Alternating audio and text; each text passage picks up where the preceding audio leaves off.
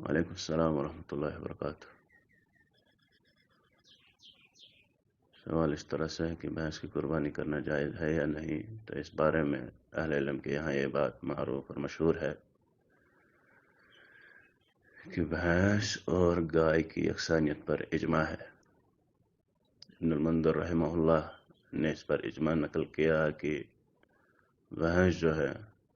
اجمعوا ان حکم الجوامع سے حکم البقر، اہل علم کا اجماع ہے کہ بھینس کا حکم گائے کا حکم ہے۔ اور اسی طرح ابن قدامہ رحمہ اللہ نے بھی جو ہے اس بات پر اجماع نقل کیا ہے کہ بھینس جو ہے وہ گائے کی قسم میں سے ہے۔ فرماتے والجوامس كغيرها من البقر لا خلاف في هذا نعلمه، بھینسیں دیگر گائیوں کی طرح ہے، ہم اس میں کسی کا کوئی اختلاف نہیں جانتے۔ اسی طرح ابن تیمیہ رحمہ اللہ فرماتے ہیں کہ ابن المنذر رحمہ اللہ نے اس پر اجماع نقل کیا ہے کہ گائے بھینس کی ہی قسم میں سے ہے۔ ابن تیمیہ رحمہ اللہ فرماتے ہیں کہ فقہا کے یہاں اس میں کوئی اختلاف نہیں کہ مہنڈے اور بکری کو زکوٰۃ میں یکجا کیا جائے، اسی طرح اونٹ کو بھی اس کی جتنی بھی قسمیں ہوں، اور اسی طرح گائے اور بھینس کو بھی اکٹھا کیا جائے۔ تو اس سے یہ ثابت ہوتا ہے کہ بھینس جو ہے وہ گائے کی ہی قسم میں سے ہے۔ اسی طرح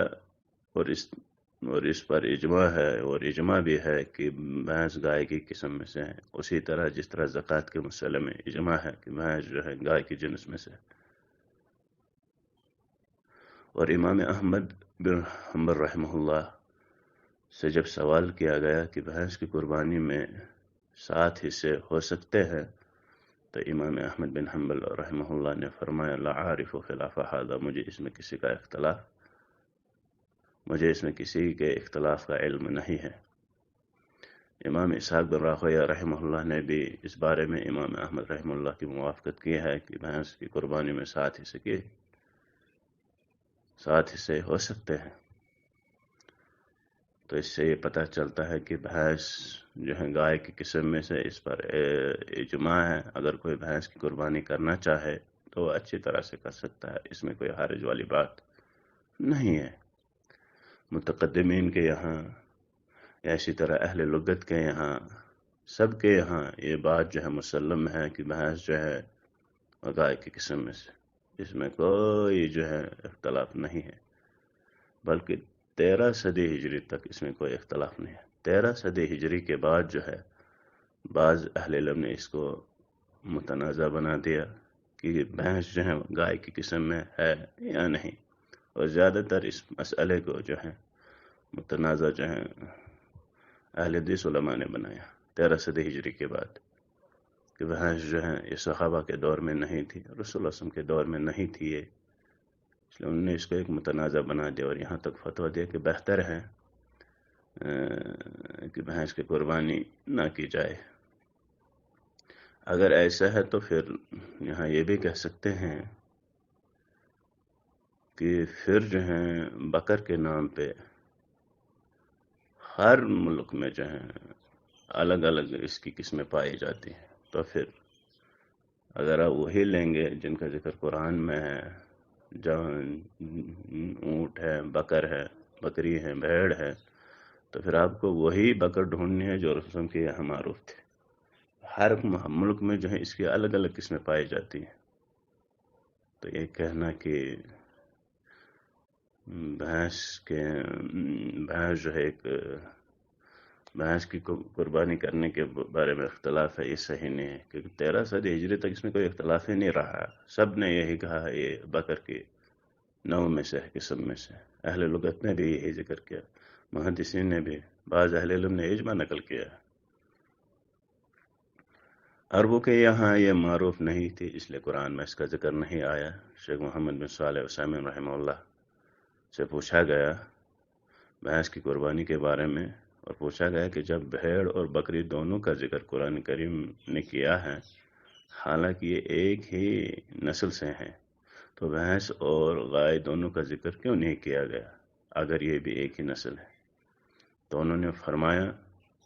شیخ ابن عثیمین رحمہ اللہ نے، الجاموس نوع من البقر، بھینس جو ہے وہ گائے کی ایک نوع ہے، قسم میں سے۔ واللہ عز وجل ذکر فی القرآن المعروف عند العرب، اور اللہ رب العالمین نے قرآن کریم میں صرف ان جانوروں کا ذکر کیا ہے جو عربوں کے یہاں معروف تھے۔ عرب اپنے پسندیدہ جانوروں کو حلال اور اپنے ناپسندیدہ جانوروں کو حرام قرار دیتے تھے، تو بھینس عربوں کے ہاں معروف ہی نہیں تھی،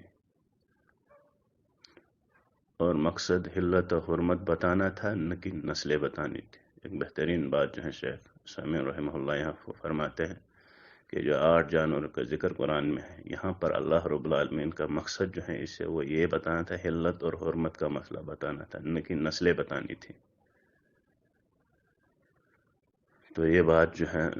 آخر میں یہی بات سامنے آتی ہے، جو درست بات ہے کہ بھینس جو ہے وہ گائے کی ہی نسل میں سے ہے، اس کی قربانی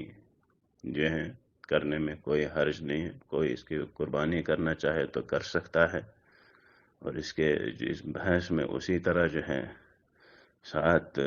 گھروں کے ساتھ سربراہ، یعنی یہ کچن کے اعتبار سے جو ہے علماء نے اس کو ہر گھر مستقل گھر جو ہے ایک ہی قربانی کرے گا، تو 7 میں جو ہے 7 حصے 7 جو ہے شراکت جائز ہیں، تو کچن کے اعتبار سے ہیں، تو اس میں 7 جو ہیں افراد جو ہیں شامل ہو سکتے ہیں، اس میں کوئی حرج والی بات نہیں ہے۔ یہ کہنا کہ بھینس کی قربانی کرنے سے احتیاط کرنا چاہے، یہ کوئی اتنی وزن دار بات نہیں ہے،